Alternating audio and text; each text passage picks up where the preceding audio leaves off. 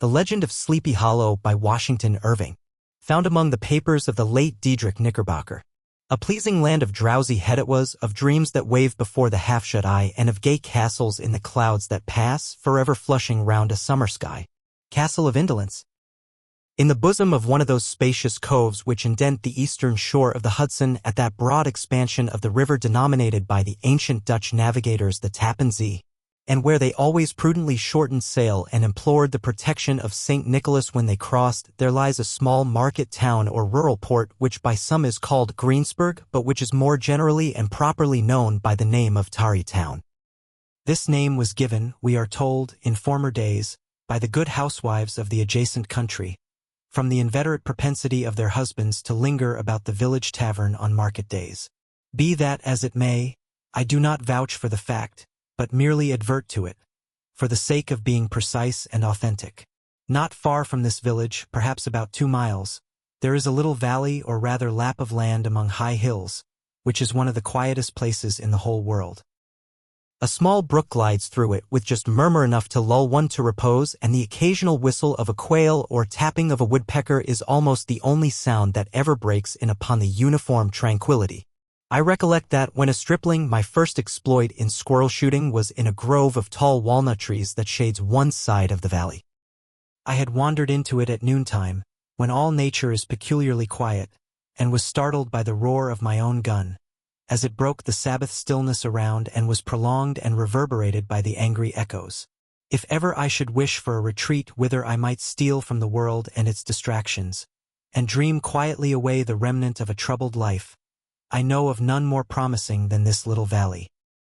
From the listless repose of the place and the peculiar character of its inhabitants, who are descendants from the original Dutch settlers, this sequestered glen has long been known by the name of Sleepy Hollow, and its rustic lads are called the Sleepy Hollow Boys throughout all the neighboring country. A drowsy, dreamy influence seems to hang over the land and to pervade the very atmosphere. Some say that the place was bewitched by a high German doctor during the early days of the settlement. Others, that an old Indian chief, the prophet or wizard of his tribe, held his powwows there before the country was discovered by Master Hendrik Hudson. Certain it is, the place still continues under the sway of some witching power that holds a spell over the minds of the good people, causing them to walk in a continual reverie. They are given to all kinds of marvelous beliefs, are subject to trances and visions, and frequently see strange sights, and hear music and voices in the air. The whole neighborhood abounds with local tales, haunted spots, and twilight superstitions. Stars shoot and meteors glare oftener across the valley than in any other part of the country, and the nightmare, with her whole ninefold, seems to make it the favorite scene of her gambols. The dominant spirit, however, that haunts this enchanted region and seems to be commander-in-chief of all the powers of the air is the apparition of a figure on horseback without a head. It is said by some to be the ghost of a Hessian trooper whose head had been carried away by a cannonball in some nameless battle during the Revolutionary War, and who is ever and anon seen by the country folk hurrying along in the gloom of night, as if on the wings of the wind. His haunts are not confined to the valley, but extend at times to the adjacent roads, and especially to the vicinity of a church at no great distance. Indeed, certain of the most authentic historians of those parts, who have been careful in collecting and collating the floating facts concerning this spectre, allege that the body of the trooper having been buried in the churchyard, the ghost rides forth to the scene of battle in nightly quest of his head, and that the rushing speed with which he sometimes passes along the hollow like a midnight blast is owing to his being belated and in a hurry to get back to the churchyard before daybreak. Such is the general purport of this legendary superstition, which has furnished materials for many a wild story in that region of shadows, and the spectre is known at all the country firesides by the name of the Headless Horseman of Sleepy Hollow. It is remarkable that the visionary propensity I have mentioned is not confined to the native inhabitants of the valley, but is unconsciously imbibed by every one who resides there for a time. However wide awake they may have been before they entered that sleepy region, they are sure, in a little time, to inhale the witching influence of the air, and begin to grow imaginative, to dream dreams, and see apparitions. I mention this peaceful spot with all possible laud, for it is in such little retired Dutch valleys, found here and there embosomed in the great state of New York, that population, manners, and customs remain fixed, while the great torrent of migration and improvement which is making such incessant changes in other parts of this restless country sweeps by them unobserved. They are like those little nooks of still water which border a rapid stream, where we may see the straw and bubble riding quietly at anchor or slowly revolving in their mimic harbor, undisturbed by the rush of the passing current. Though many years have elapsed since I trod the drowsy shades of Sleepy Hollow, yet I question whether I should not still find the same trees and the same families vegetating in its sheltered bosom. In this byplace of nature there abode, in a remote period of American history, that is to say, some 30 years since, a worthy wight of the name of Ichabod Crane, who sojourned, or, as he expressed it, tarried, in Sleepy Hollow for the purpose of instructing the children of the vicinity. He was a native of Connecticut, a state which supplies the Union with pioneers for the mind as well as for the forest, and sends forth yearly its legions of frontier woodmen and country schoolmasters. The cognomen of Crane was not inapplicable to his person. He was tall, but exceedingly lank, with narrow shoulders, long arms and legs, hands that dangled a mile out of his sleeves, feet that might have served for shovels, and his whole frame most loosely hung together. His head was small and flat at top, with huge ears, large green glassy eyes, and a long snipe nose, so that it looked like a weathercock perched upon his spindle neck to tell which way the wind blew. To see him striding along the profile of a hill on a windy day, with his clothes bagging and fluttering about him, one might have mistaken him for the genius of famine descending upon the earth, or some scarecrow eloped from a cornfield. His schoolhouse was a low building of one large room, rudely constructed of logs, the windows partly glazed and partly patched with leaves of old copybooks. It was most ingeniously secured at vacant hours by a withe twisted in the handle of the door and stakes set against the window shutters, so that though a thief might get in with perfect ease, he would find some embarrassment in getting out. An idea most probably borrowed by the architect Joost van Houten from the mystery of an eel pot. The schoolhouse stood in a rather lonely but pleasant situation, just at the foot of a woody hill, with a brook running close by, and a formidable birch tree growing at one end of it. From hence the low murmur of his pupils' voices, conning over their lessons, might be heard in a drowsy summer's day, like the hum of a beehive, interrupted now and then by the authoritative voice of the master in the tone of menace or command, or, peradventure, by the appalling sound of the birch as he urged some tardy loiterer along the flowery path of knowledge. Truth to say, he was a conscientious man and ever bore in mind the golden maxim, spare the rod and spoil the child. Ichabod Crane's scholars certainly were not spoiled. I would not have it imagined, however, that he was one of those cruel potentates of the school who joy in the smart of their subjects. On the contrary, he administered justice with discrimination rather than severity, taking the burden off the backs of the weak and laying it on those of the strong. Your mere puny stripling, that winced at the least flourish of the rod, was passed by with indulgence. But the claims of justice were satisfied by inflicting a double portion on some little tough wrong-headed, broad-skirted Dutch urchin who sulked and swelled and grew dogged and sullen beneath the birch. All this he called doing his duty by their parents, and he never inflicted a chastisement without following it by the assurance, so consolatory to the smarting urchin, that he would remember it and thank him for it the longest day he had to live. When school hours were over, he was even the companion and playmate of the larger boys, and on holiday afternoons would convoy some of the smaller ones home who happened to have pretty sisters or good housewives for mothers, noted for the comforts of the cupboard. Indeed, it behooved him to keep on good terms with his pupils. The revenue arising from his school was small and would have been scarcely sufficient to furnish him with daily bread, for he was a huge feeder and, though lank, had the dilating powers of an anaconda, but to help out his maintenance he was, according to country custom in those parts, boarded and lodged at the houses of the farmers whose children he instructed. With these he lived successively a week at a time, thus going the rounds of the neighborhood, with all his worldly effects tied up in a cotton handkerchief. That all this might not be too onerous on the purses of his rustic patrons, who are apt to consider the costs of schooling a grievous burden, and schoolmasters as mere drones, he had various ways of rendering himself both useful and agreeable. He assisted the farmers occasionally in the lighter labors of their farms, helped to make hay, mended the fences, took the horses to water, drove the cows from pasture, and cut wood for the winter fire. He laid aside, too, all the dominant dignity and absolute sway with which he lorded it in his little empire, the school, and became wonderfully gentle and ingratiating. He found favor in the eyes of the mothers by petting the children, particularly the youngest. And like the lion bold which whilom so magnanimously the lamb did hold, he would sit with a child on one knee and rock a cradle with his foot for whole hours together. In addition to his other vocations, he was the singing master of the neighborhood and picked up many bright shillings by instructing the young folks in psalmody. It was a matter of no little vanity to him on Sundays to take his station in front of the church gallery with a band of chosen singers, where, in his own mind, he completely carried away the palm from the parson. Certain it is, his voice resounded far above all the rest of the congregation, and there are peculiar quavers still to be heard in that church, and which may even be heard half a mile off, quite to the opposite side of the mill pond on a still Sunday morning, which are said to be legitimately descended from the nose of Ichabod Crane. Thus, by divers little makeshifts in that ingenious way which is commonly denominated by hook and by crook, the worthy pedagogue got on tolerably enough, and was thought, by all who understood nothing of the labor of headwork, to have a wonderfully easy life of it. The schoolmaster is generally a man of some importance in the female circle of a rural neighborhood, being considered a kind of idle, gentlemanlike personage of vastly superior taste and accomplishments to the rough country swains, and, indeed, inferior in learning only to the parson. His appearance, therefore, is apt to occasion some little stir at the tea-table of a farmhouse, and the addition of a supernumerary dish of cakes or sweetmeats, or, peradventure, the parade of a silver teapot. Our man of letters, therefore, was peculiarly happy in the smiles of all the country damsels.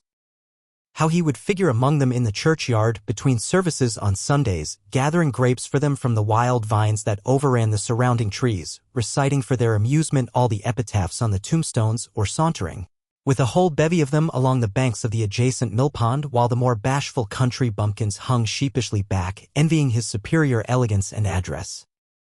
From his half-itinerant life, also, he was a kind of traveling gazette, carrying the whole budget of local gossip from house to house, so that his appearance was always greeted with satisfaction.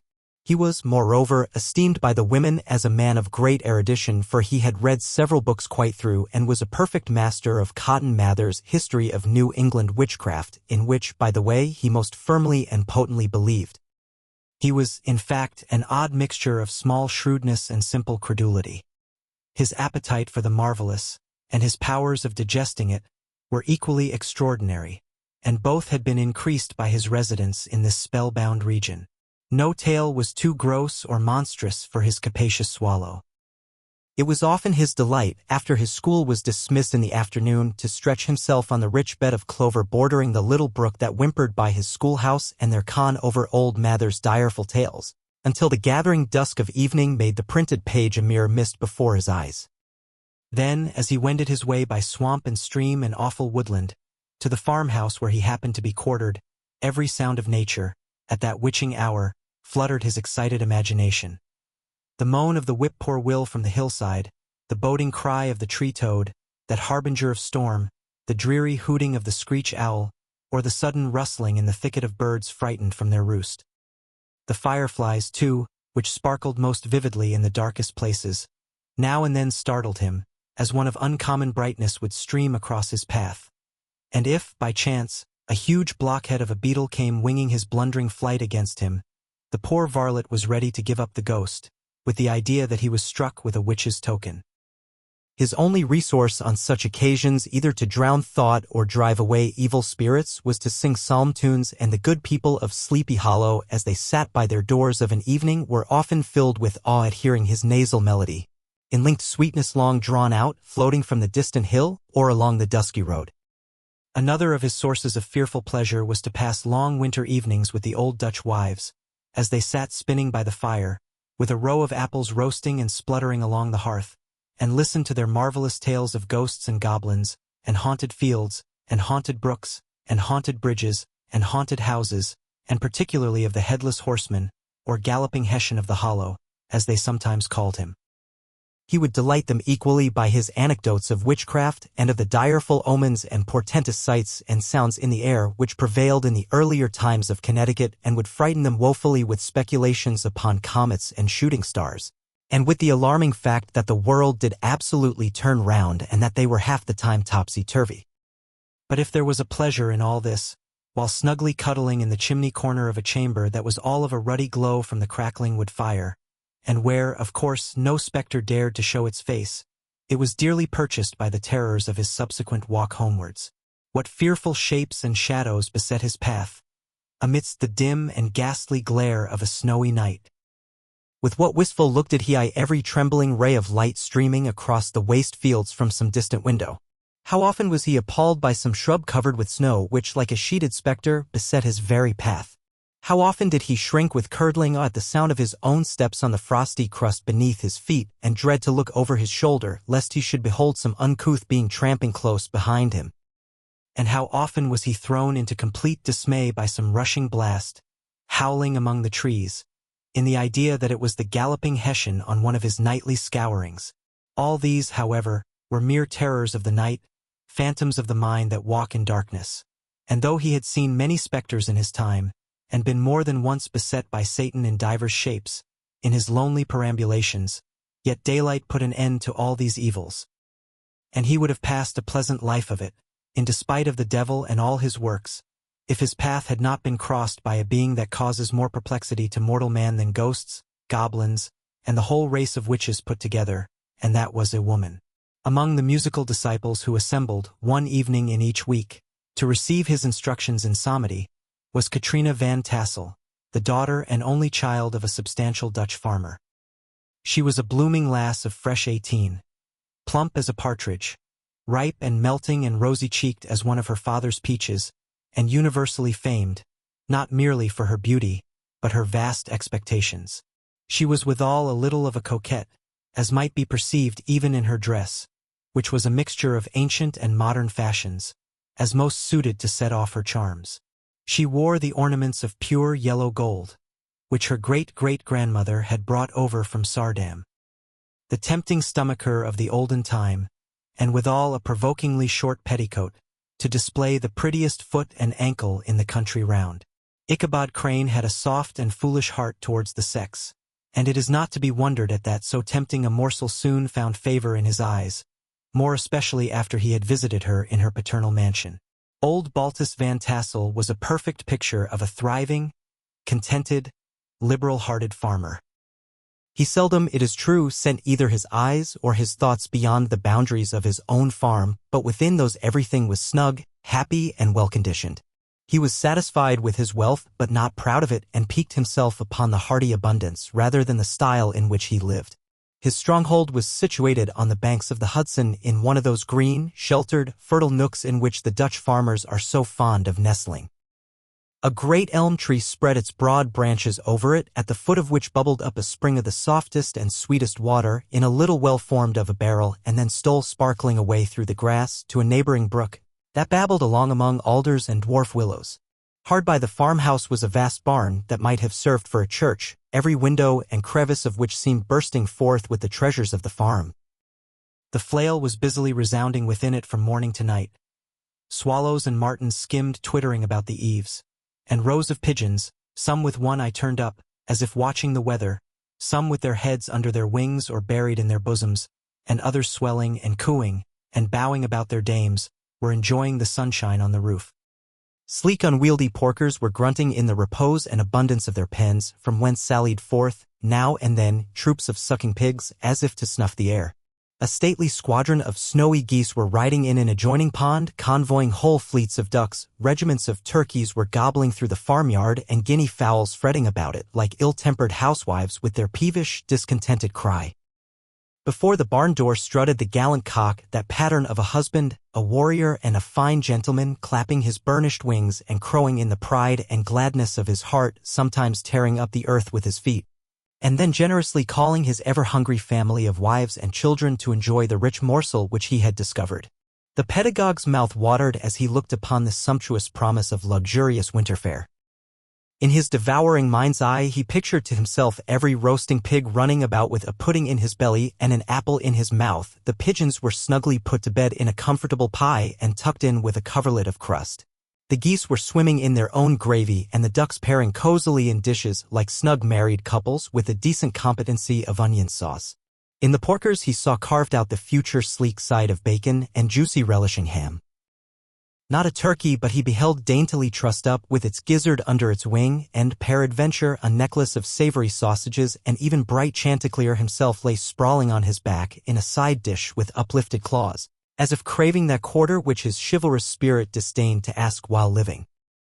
As the enraptured Ichabod fancied all this, and as he rolled his great green eyes over the fat meadow lands, the rich fields of wheat, of rye, of buckwheat, and Indian corn, and the orchards burdened with ruddy fruit, which surrounded the warm tenement of Van Tassel, his heart yearned after the damsel who was to inherit these domains, and his imagination expanded with the idea how they might be readily turned into cash, and the money invested in immense tracts of wild land and shingle palaces in the wilderness. Nay, his busy fancy already realized his hopes and presented to him the blooming Katrina with a whole family of children mounted on the top of a wagon loaded with household trumpery, with pots and kettles dangling beneath. And he beheld himself bestriding a pacing mare with a colt at her heels, setting out for Kentucky, Tennessee, or the Lord knows where. When he entered the house, the conquest of his heart was complete.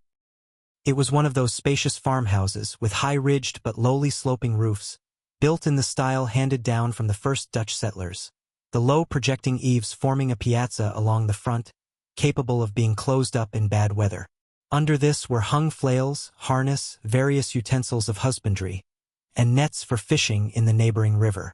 Benches were built along the sides for summer use, and a great spinning wheel at one end and a churn at the other showed the various uses to which this important porch might be devoted.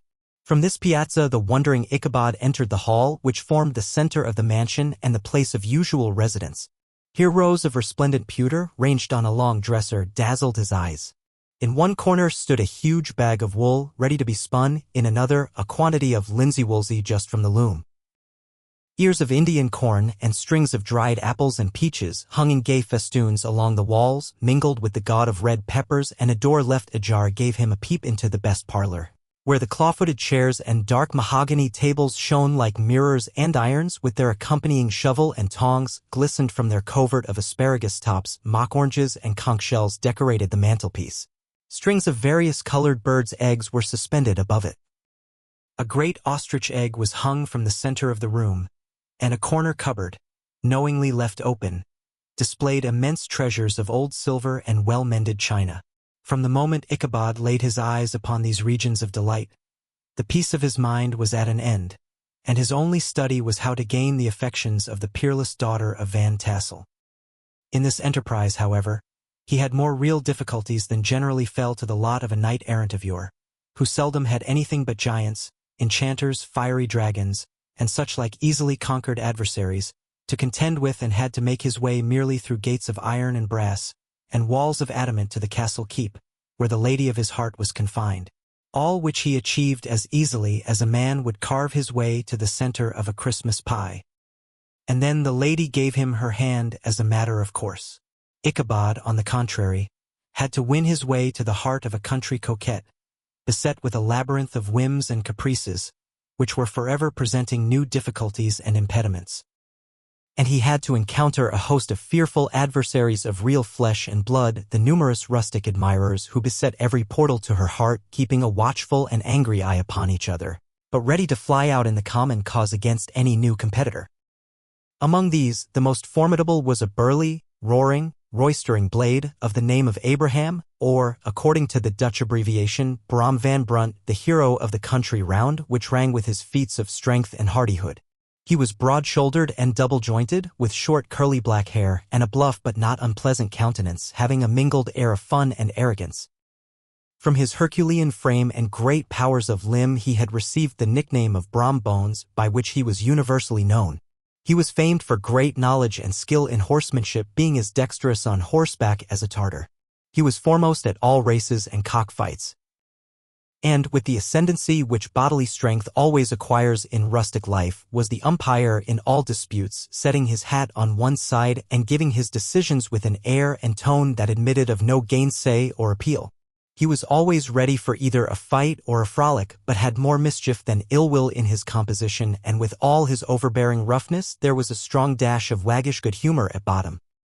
He had 3 or 4 boon companions who regarded him as their model, and at the head of whom he scoured the country, attending every scene of feud or merriment for miles round. In cold weather he was distinguished by a fur cap surmounted with a flaunting fox's tail, and when the folks at a country gathering descried this well-known crest at a distance whisking about among a squad of hard riders, they always stood by for a squall. Sometimes his crew would be heard dashing along past the farmhouses at midnight, with whoop and halloo, like a troop of Don Cossacks. And the old dames, startled out of their sleep, would listen for a moment till the hurry-scurry had clattered by, and then exclaim, "Aye, there goes Brumbones and his gang." The neighbors looked upon him with a mixture of awe, admiration, and goodwill. And when any madcap prank or rustic brawl occurred in the vicinity, always shook their heads and warranted Brumbones was at the bottom of it. This rantipole hero had for some time singled out the blooming Katrina for the object of his uncouth gallantries, and though his amorous toyings were something like the gentle caresses and endearments of a bear, yet it was whispered that she did not altogether discourage his hopes. Certain it is, his advances were signals for rival candidates to retire who felt no inclination to cross a lion in his amours, insomuch that when his horse was seen tied to Van Tassel's paling on a Sunday night, a sure sign that his master was courting, or, as it is termed, sparking, within, all other suitors passed by in despair and carried the war into other quarters. Such was the formidable rival with whom Ichabod Crane had to contend, and, considering all things, a stouter man than he would have shrunk from the competition, and a wiser man would have despaired. He had, however, a happy mixture of pliability and perseverance in his nature. He was in form and spirit like a supplejack, yielding, but tough. Though he bent, he never broke, and though he bowed beneath the slightest pressure, yet, the moment it was a way-jerk, he was as erect, and carried his head as high as ever. To have taken the field openly against his rival would have been madness, for he was not a man to be thwarted in his amours, any more than that stormy lover, Achilles. Ichabod, therefore, made his advances in a quiet and gently insinuating manner. Under cover of his character of singing master, he made frequent visits at the farmhouse. Not that he had anything to apprehend from the meddlesome interference of parents, which is so often a stumbling block in the path of lovers. Balt Van Tassel was an easy, indulgent soul. He loved his daughter better even than his pipe, and, like a reasonable man and an excellent father, let her have her way in everything. His notable little wife, too, had enough to do to attend to her housekeeping and manage her poultry. For, as she sagely observed, ducks and geese are foolish things and must be looked after, but girls can take care of themselves. Thus, while the busy dame bustled about the house or plied her spinning wheel at one end of the piazza, honest Balt would sit smoking his evening pipe at the other, watching the achievements of a little wooden warrior who, armed with a sword in each hand, was most valiantly fighting the wind on the pinnacle of the barn. In the meantime, Ichabod would carry on his suit with the daughter by the side of the spring under the great elm, or sauntering along in the twilight, that hour so favorable to the lover's eloquence. I profess not to know how women's hearts are wooed and won. To me they have always been matters of riddle and admiration. Some seem to have but one vulnerable point or door of access, while others have 1,000 avenues, and may be captured in 1,000 different ways. It is a great triumph of skill to gain the former, but a still greater proof of generalship to maintain possession of the latter, for man must battle for his fortress at every door and window. He who wins 1,000 common hearts is therefore entitled to some renown, but he who keeps undisputed sway over the heart of a coquette is indeed a hero. Certain it is, this was not the case with the redoubtable Brumbones, and from the moment Ichabod Crane made his advances, the interests of the former evidently declined. His horse was no longer seen tied to the palings on Sunday nights, and a deadly feud gradually arose between him and the preceptor of Sleepy Hollow. Brom, who had a degree of rough chivalry in his nature, would fain have carried matters to open warfare and have settled their pretensions to the lady, according to the mode of those most concise and simple reasoners, the knights errant of yore, by single combat, but Ichabod was too conscious of the superior might of his adversary to enter the lists against him. He had overheard a boast of Bones that he would double the schoolmaster up and lay him on a shelf of his own schoolhouse, and he was too wary to give him an opportunity. There was something extremely provoking in this obstinately pacific system. It left Brum no alternative but to draw upon the funds of rustic waggery in his disposition, and to play off boorish practical jokes upon his rival. Ichabod became the object of whimsical persecution to Bones and his gang of rough riders. They harried his hitherto peaceful domains, smoked out his singing school by stopping up the chimney, broke into the schoolhouse at night, in spite of its formidable fastenings of withe and window stakes, and turned everything topsy-turvy, so that the poor schoolmaster began to think all the witches in the country held their meetings there.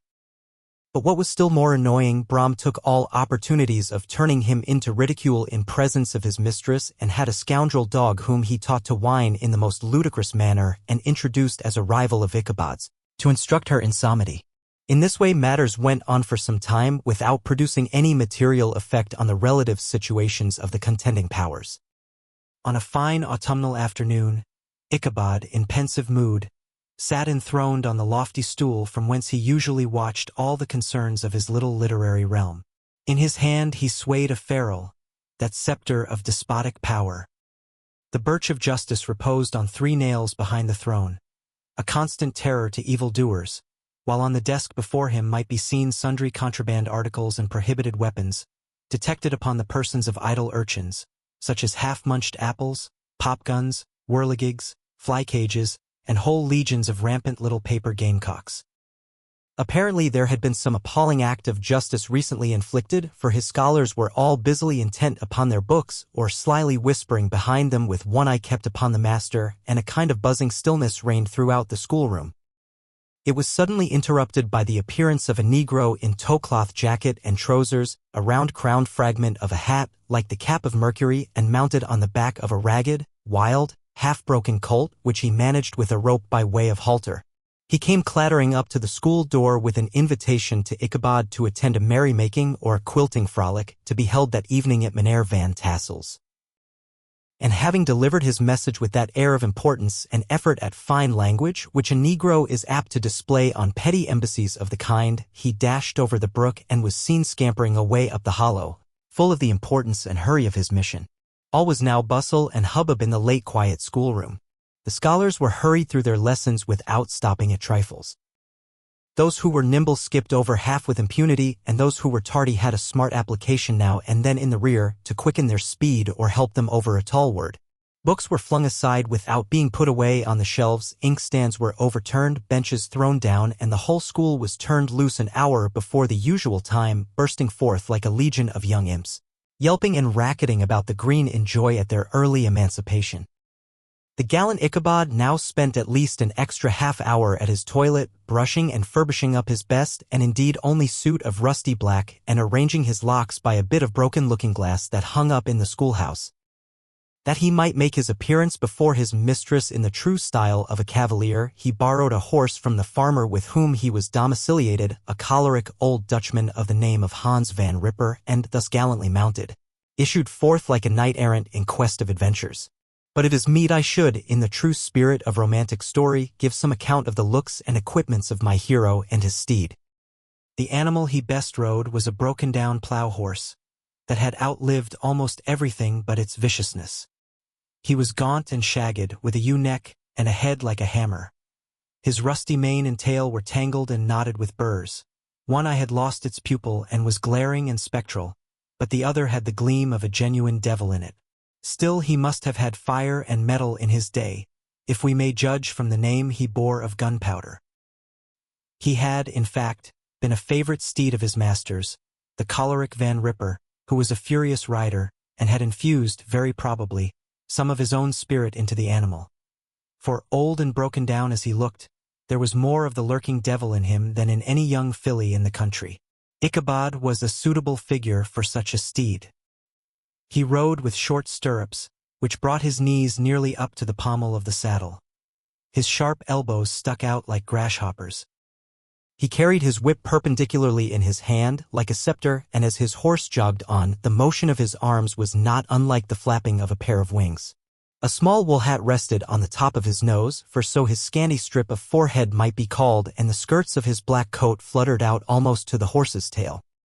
Such was the appearance of Ichabod and his steed as they shambled out of the gate of Hans van Ripper, and it was altogether such an apparition as is seldom to be met with in broad daylight.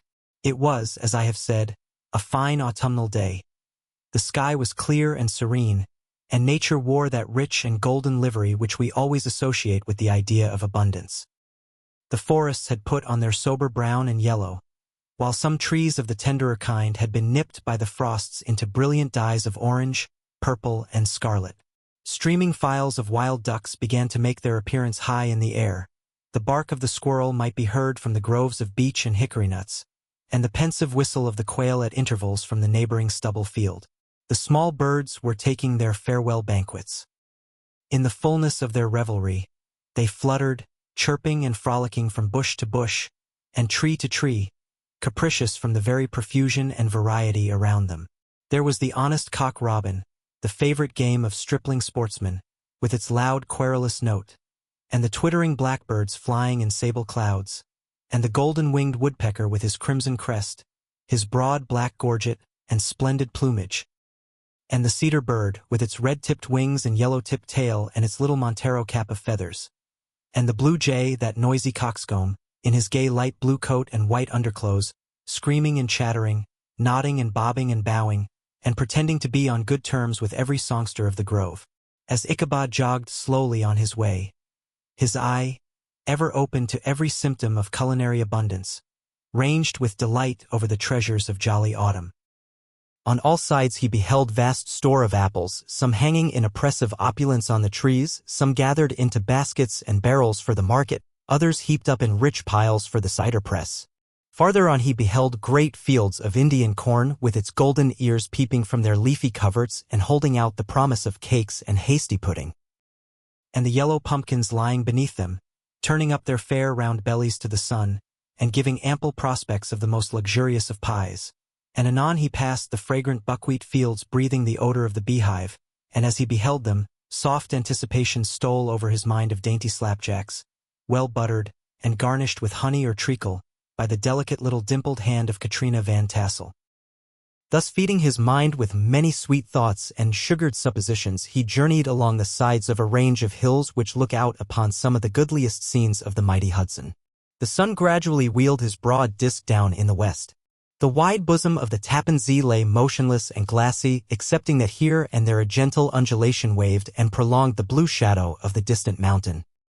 A few amber clouds floated in the sky, without a breath of air to move them. The horizon was of a fine golden tint, changing gradually into a pure apple green, and from that into the deep blue of the mid-heaven. A slanting ray lingered on the woody crests of the precipices that overhung some parts of the river, giving greater depth to the dark gray and purple of their rocky sides.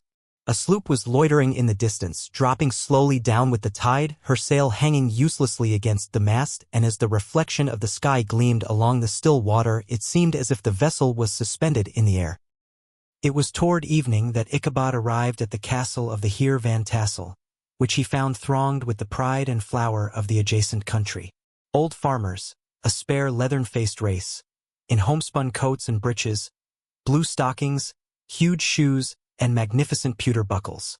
Their brisk, withered little dames in close-crimped caps, long-waisted short gowns, homespun petticoats with scissors and pincushions, and gay calico pockets hanging on the outside.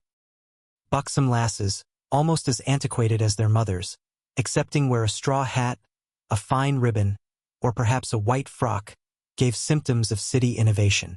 The sons, in short square-skirted coats, with rows of stupendous brass buttons, and their hair generally queued in the fashion of the times, especially if they could procure an eel skin for the purpose, it being esteemed throughout the country as a potent nourisher and strengthener of the hair. Brum Bones, however, was the hero of the scene, having come to the gathering on his favorite steed Daredevil, a creature, like himself, full of mettle and mischief, and which no one but himself could manage. He was, in fact, noted for preferring vicious animals, given to all kinds of tricks which kept the rider in constant risk of his neck, for he held a tractable, well-broken horse as unworthy of a lad of spirit. Fain would I pause to dwell upon the world of charms that burst upon the enraptured gaze of my hero as he entered the state parlor of Van Tassel's mansion. Not those of the bevy of buxom lasses with their luxurious display of red and white, but the ample charms of a genuine Dutch country tea-table in the sumptuous time of autumn. Such heaped-up platters of cakes of various and almost indescribable kinds known only to experienced Dutch housewives. There was the dowdy donut, the tender Oli Coek, and the crisp and crumbling cruller, sweet cakes and short cakes, ginger cakes and honey cakes, and the whole family of cakes. And then there were apple pies, and peach pies, and pumpkin pies, besides slices of ham and smoked beef, and moreover delectable dishes of preserved plums, and peaches, and pears, and quinces, not to mention broiled shad and roasted chickens. Together with bowls of milk and cream, all mingled higgledy-piggledy pretty much as I have enumerated them, with the motherly teapot sending up its clouds of vapor from the midst. Heaven bless the mark. I want breath and time to discuss this banquet as it deserves, and am too eager to get on with my story.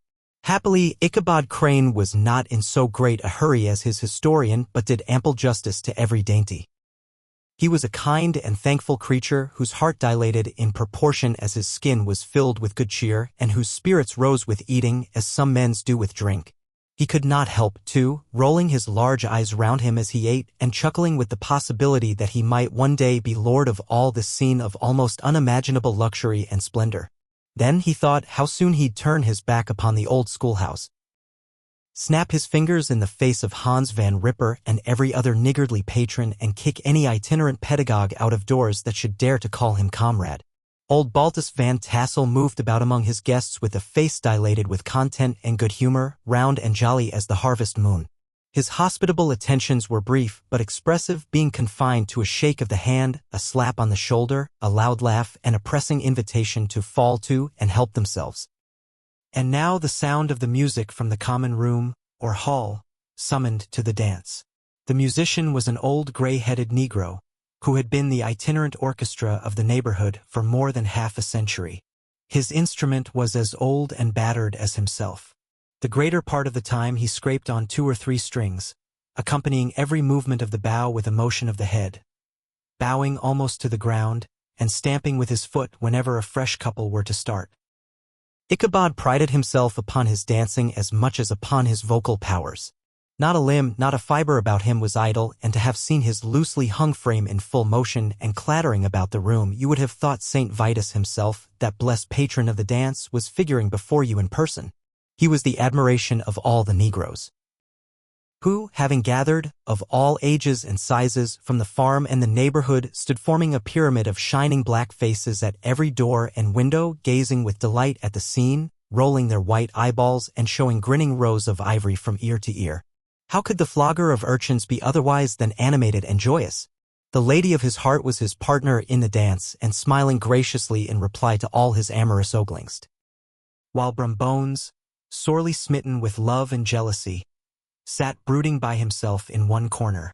When the dance was at an end, Ichabod was attracted to a knot of the Sager folks, who, with old Van Tassel, sat smoking at one end of the piazza, gossiping over former times and drawing out long stories about the war.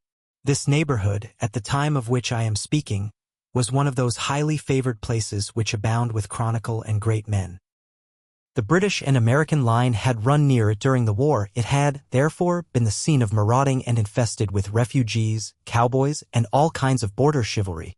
Just sufficient time had elapsed to enable each storyteller to dress up his tale with a little becoming fiction and, in the indistinctness of his recollection, to make himself the hero of every exploit. There was the story of Dolf de Martling, a large blue-bearded Dutchman who had nearly taken a British frigate with an old iron 9-pounder from a mud breastwork, only that his gun burst at the 6th discharge. And there was an old gentleman who shall be nameless, being too rich a manner to be lightly mentioned, who, in the Battle of White Plains, being an excellent master of defense, parried a musket-ball with a small sword, insomuch that he absolutely felt it was round the blade, and glance off at the hilt, in proof of which he was ready at any time to show the sword, with the hilt a little bent. There were several more that had been equally great in the field, not one of whom but was persuaded that he had a considerable hand in bringing the war to a happy termination. But all these were nothing to the tales of ghosts and apparitions that succeeded. The neighborhood is rich in legendary treasures of the kind. Local tales and superstitions thrive best in these sheltered, long-settled retreats, but are trampled underfoot by the shifting throng that forms the population of most of our country places. Besides, there is no encouragement for ghosts in most of our villages, for they have scarcely had time to finish their first nap and turn themselves in their graves before their surviving friends have traveled away from the neighborhood, so that when they turn out at night to walk their rounds, they have no acquaintance left to call upon. This is perhaps the reason why we so seldom hear of ghosts except in our long-established Dutch communities. The immediate cause, however, of the prevalence of supernatural stories in these parts was doubtless owing to the vicinity of Sleepy Hollow. There was a contagion in the very air that blew from that haunted region. It breathed forth an atmosphere of dreams and fancies infecting all the land. Several of the Sleepy Hollow people were present at Van Tassel's, and, as usual, were doling out their wild and wonderful legends. Many dismal tales were told about funeral trains, and mourning cries and wailings heard and seen about the great tree where the unfortunate Major André was taken, and which stood in the neighborhood. Some mention was made also of the woman in white that haunted the dark glen at Raven Rock and was often heard to shriek on winter nights before a storm, having perished there in the snow. The chief part of the stories, however, turned upon the favorite specter of Sleepy Hollow, the headless horseman who had been heard several times of late, patrolling the country, and, it was said, tethered his horse nightly among the graves in the churchyard. The sequestered situation of this church seems always to have made it a favorite haunt of troubled spirits. It stands on a knoll, surrounded by locust trees and lofty elms, from among which its decent, whitewashed walls shine modestly forth, like Christian purity beaming through the shades of retirement. A gentle slope descends from it to a silver sheet of water bordered by high trees, between which peeps may be caught at the blue hills of the Hudson. To look upon its grass-grown yard, where the sunbeams seem to sleep so quietly, one would think that there at least the dead might rest in peace. On one side of the church extends a wide woody dell, along which raves a large brook among broken rocks and trunks of fallen trees. Over a deep black part of the stream, not far from the church, was formerly thrown a wooden bridge. The road that led to it and the bridge itself were thickly shaded by overhanging trees, which cast a gloom about it, even in the daytime, but occasioned a fearful darkness at night.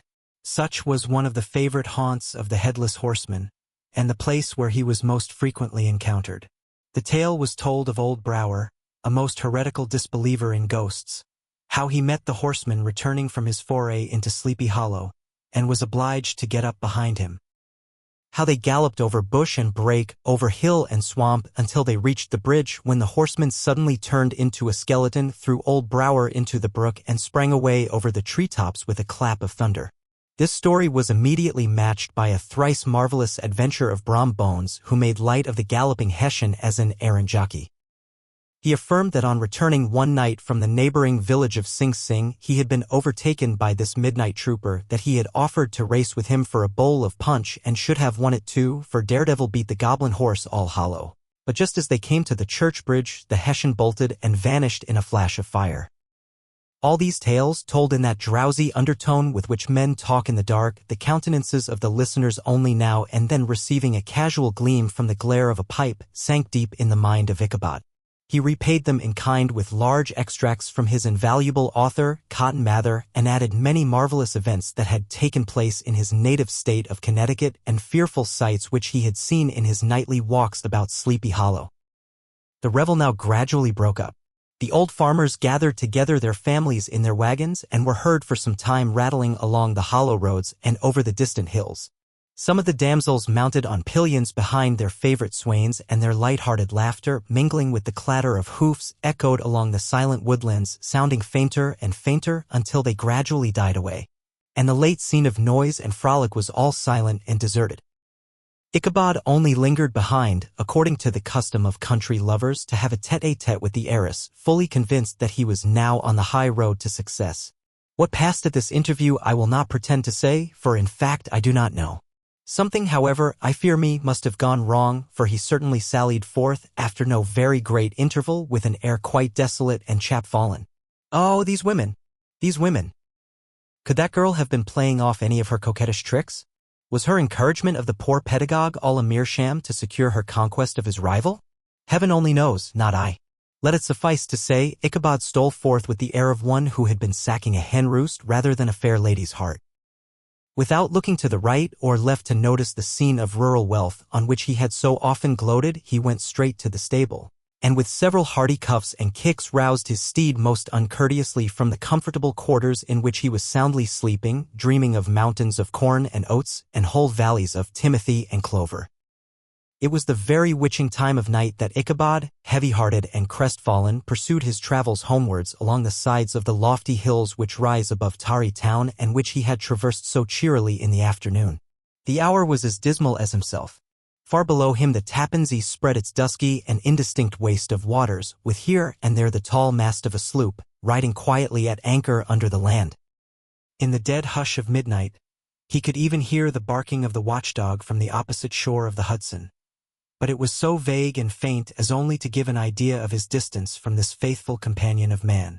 Now and then, too, the long-drawn crowing of a cock, accidentally awakened, would sound far, far off, from some farmhouse away among the hills, but it was like a dreaming sound in his ear.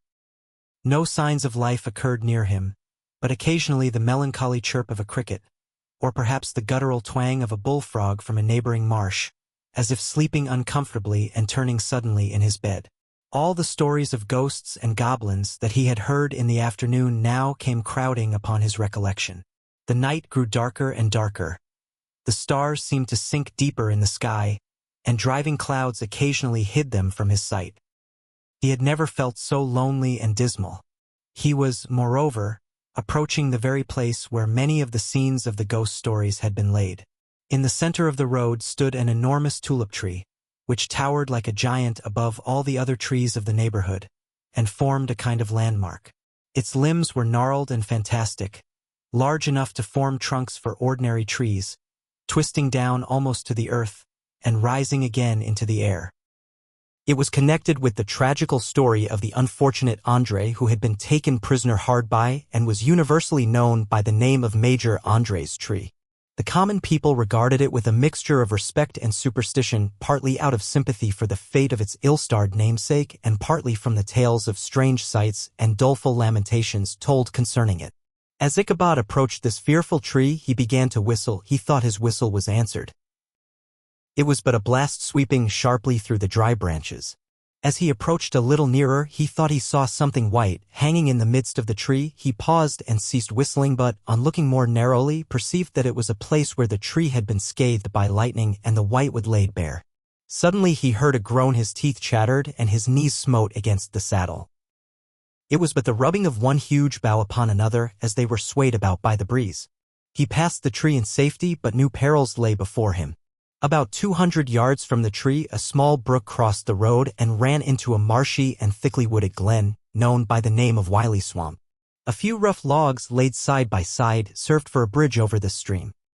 On that side of the road where the brook entered the wood, a group of oaks and chestnuts, matted thick with wild grapevines, threw a cavernous gloom over it.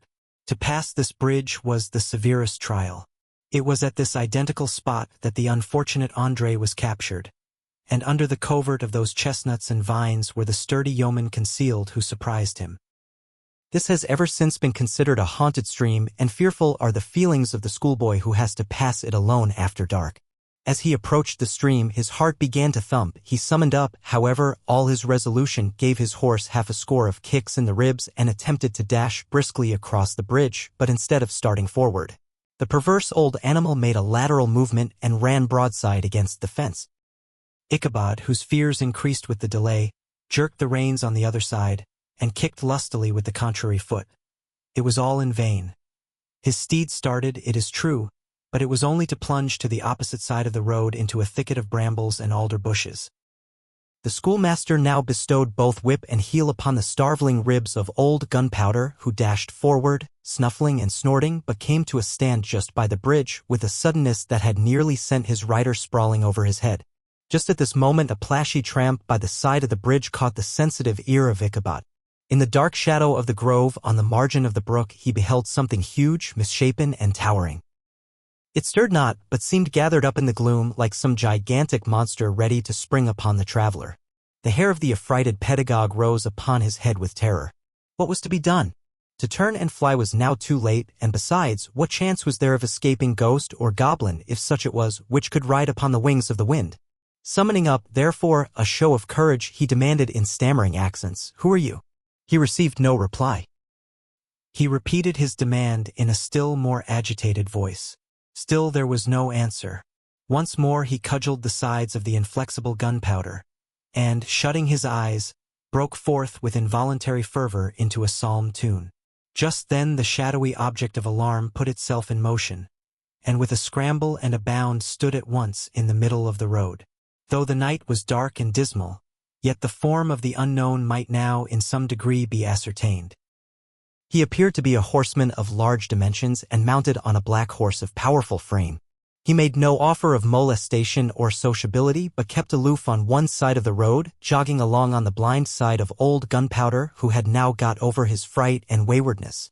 Ichabod, who had no relish for this strange midnight companion and bethought himself of the adventure of Brom Bones with the galloping Hessian, now quickened his steed in hopes of leaving him behind.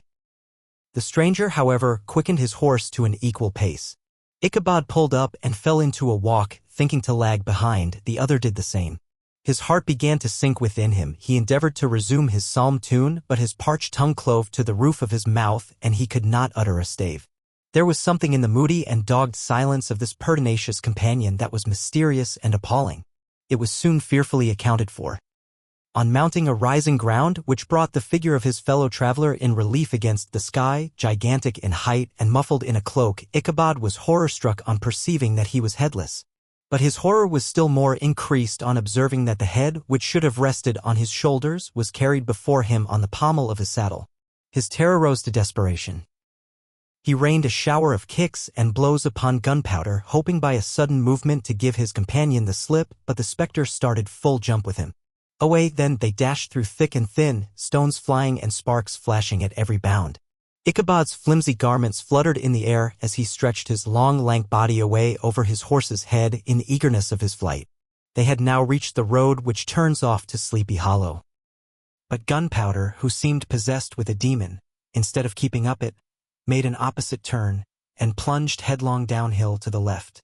This road leads through a sandy hollow shaded by trees for about a quarter of a mile, where it crosses the bridge famous in Goblin story, and just beyond swells the green knoll on which stands the whitewashed church. As yet the panic of the steed had given his unskillful rider an apparent advantage in the chase, but just as he had got halfway through the hollow, the girths of the saddle gave way and he felt it slipping from under him. He seized it by the pommel and endeavored to hold it firm, but in vain, and had just time to save himself by clasping old Gunpowder round the neck when the saddle fell to the earth and he heard it trampled underfoot by his pursuer. For a moment the terror of Hans Van Ripper's wrath passed across his mind, for it was his Sunday saddle, but this was no time for petty fears. The goblin was hard on his haunches, and unskillful rider that he was, he had much ado to maintain his seat. Sometimes slipping on one side, sometimes on another, and sometimes jolted on the high ridge of his horse's backbone with a violence that he verily feared would cleave him asunder. An opening in the trees now cheered him with the hopes that the church bridge was at hand. The wavering reflection of a silver star in the bosom of the brook told him that he was not mistaken.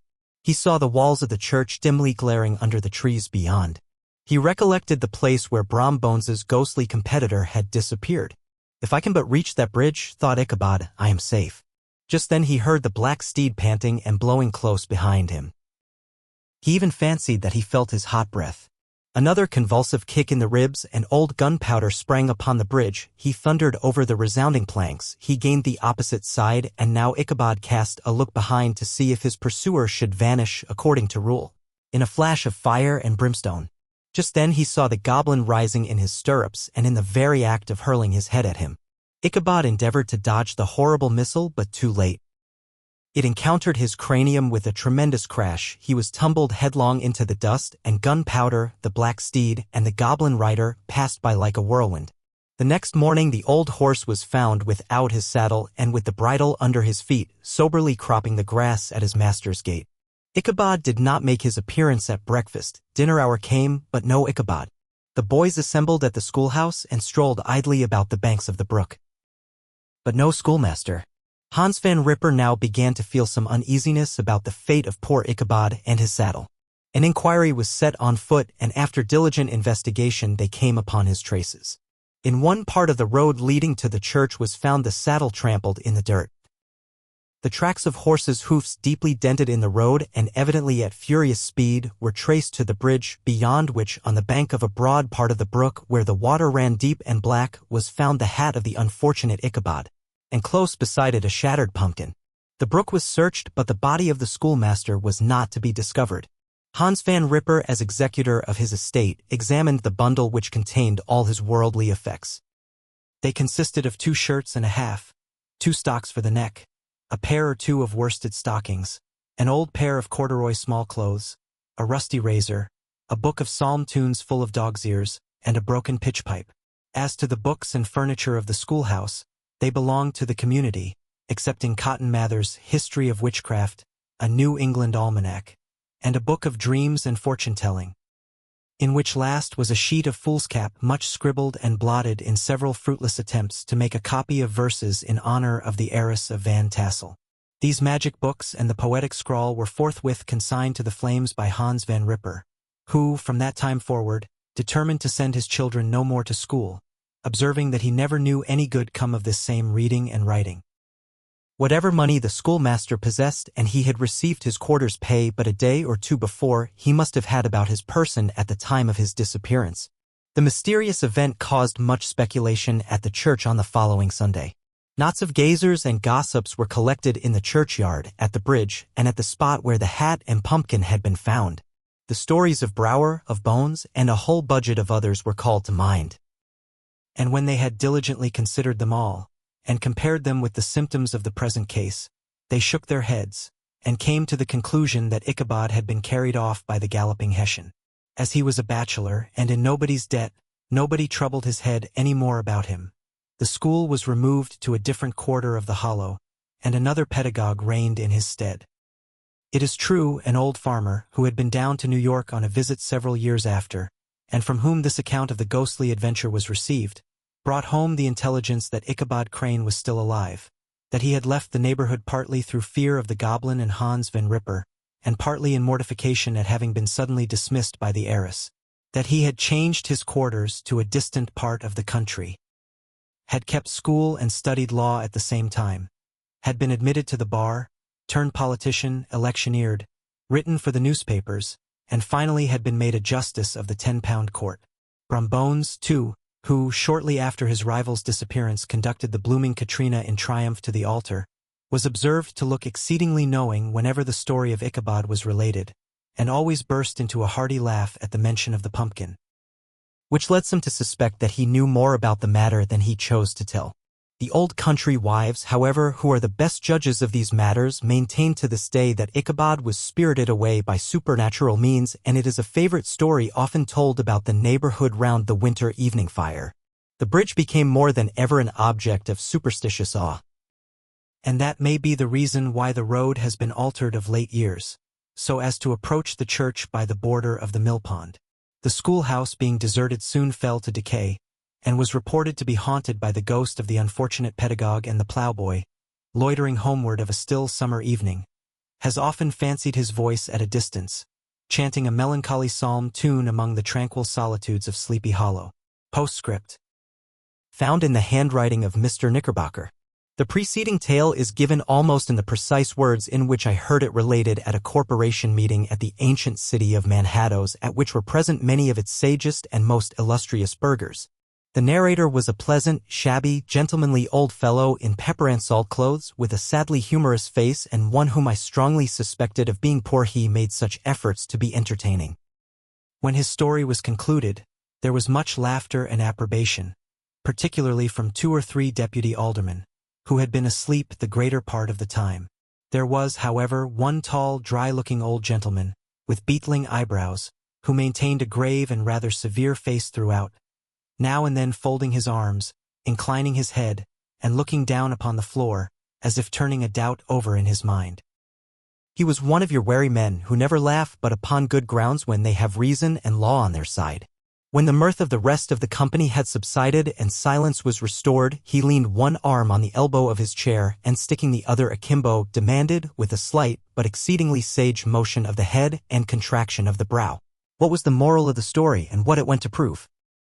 The storyteller, who was just putting a glass of wine to his lips as a refreshment after his toils, paused for a moment, looked at his inquirer with an air of infinite deference, and, lowering the glass slowly to the table, observed that the story was intended most logically to prove that there is no situation in life but has its advantages and pleasures, provided we will but take a joke as we find it. That therefore he that runs races with goblin troopers is likely to have rough riding of it. Ergo, for a country schoolmaster to be refused the hand of a Dutch heiress is a certain step to high preferment in the state. The cautious old gentleman knit his brows tenfold closer after this explanation, being sorely puzzled by the ratiocination of the syllogism, while, methought, the one in pepper and salt eyed him with something of a triumphant leer. At length he observed that all this was very well, but still he thought the story a little on the extravagant. There were 1 or 2 points on which he had his doubts. "Faith, sir," replied the storyteller, "as to that matter I don't believe one half of it myself. DK. The end.